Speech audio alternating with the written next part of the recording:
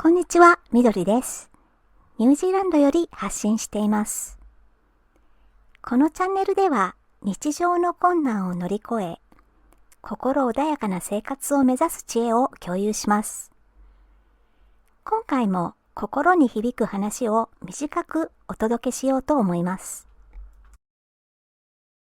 今日は人を幸せにするお金の稼ぎ方とはどんなもの？というタイトルでお話ししてみます。資本主義経済の社会では生きるためにはお金が必要です。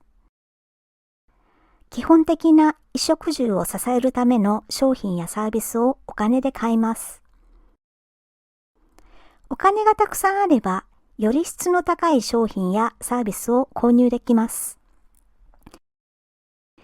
自分だけではなく、周囲にいる家族にも、より良い教育や医療サービスを受けさせることも可能です。だから当然お金がたくさん欲しいと願う人が多いのも不思議ではありません。その一方でお金は汚いものと捉える人がいます。たくさんお金を儲けている人は何か悪いことをしていると信じて、お金を稼ぐことに罪悪感を持つ人までいます。同じお金を稼ぐにも稼ぎ方によって人を不幸にしたり幸福にしたりします。今回は勝間和代さんの YouTube トークを参考にして、どのような考え方でお金を稼げば人は幸せになれるのかをテーマにしてみます。勝間さんが考えるお金を楽しく稼ぐたった一つのコツは、稼ぐことにより自分自身も周囲の人々も幸せにする稼ぎ方をするということです。自分も幸せ、相手も幸せというウィンウィンシチュエーションを作り出すようにすることです。どんな手段を使ってでも、とにかくたくさんお金を稼ぎたいと思い、やり方を間違えて不幸になる人もいます。例えば、詐欺まがいのことをする人たちです。消費者の役に立たない商品やサービスを作り、それがいかに良いものかと宣伝して売りつけるような人たちです。実際に高いお金を支払ってその商品やサービスを購入しても、それにより顧客の生活に向上が見られず、何の役にも立たないようなものであれば、顧客はがっかりするでしょう。ああ、買わなきゃよかった、騙されたという気持ちになると思います。できるだけたくさんお金を稼ぐために、それを必要としていない人たちにも無理に押し売りするような人もいます。しかし、この場合、自分にお金がたくさん入っても、周囲の人々を不幸にすることになります。その結果、長続きはしないでしょう。顧客からの信用を失って残念ながら自分が不幸になるだけです。どんなに自分にお金が入っても自分のビジネス活動により周囲を不幸にしてしまうのなら、幸せになるための稼ぎ方とは言えません。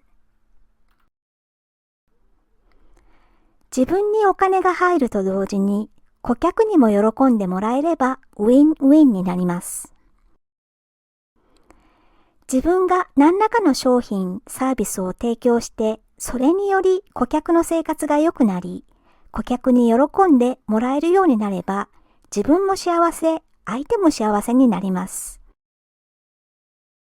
これが勝間さんの考える楽しく幸せにお金を稼ぐコツです。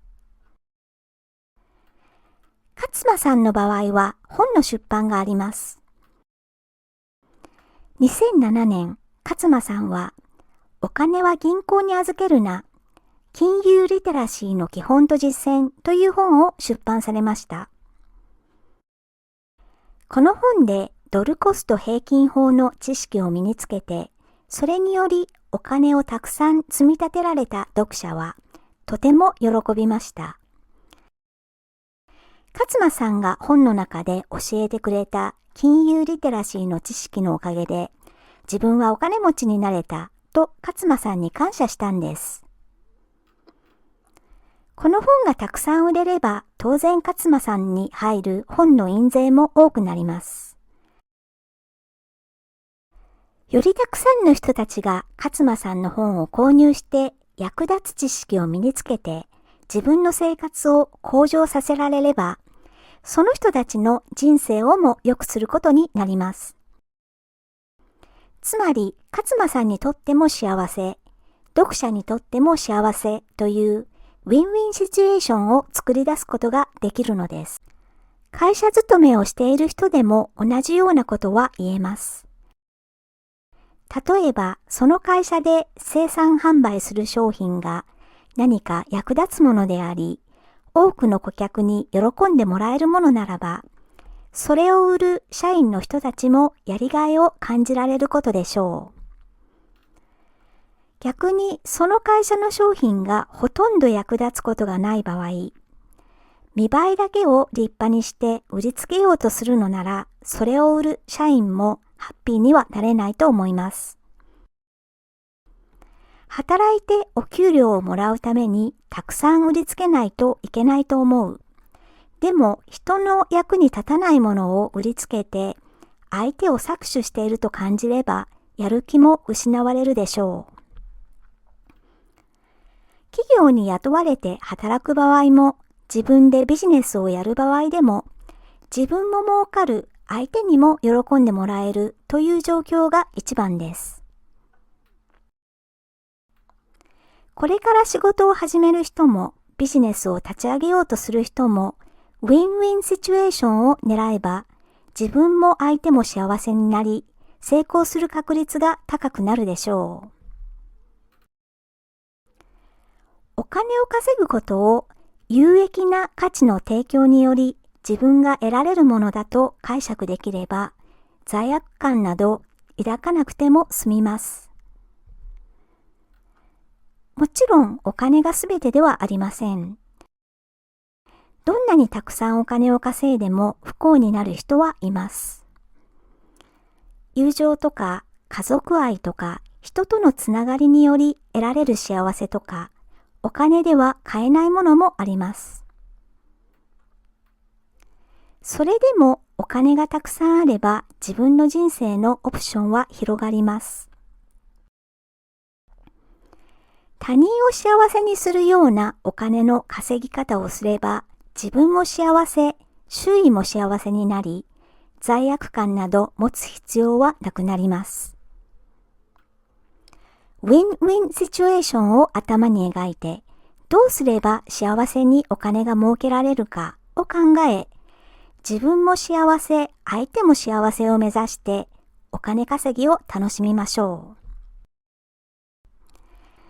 ということで、今回は人を幸せにするお金の稼ぎ方とはどんなものというタイトルでお話ししてみました。最後まで聞いていただきまして本当にありがとうございました。次回も役立つ情報をお届けする予定です。応援いただけると嬉しいです。よろしくお願いいたします。ニュージーランド在住のみどりでした。それではまた次回まで。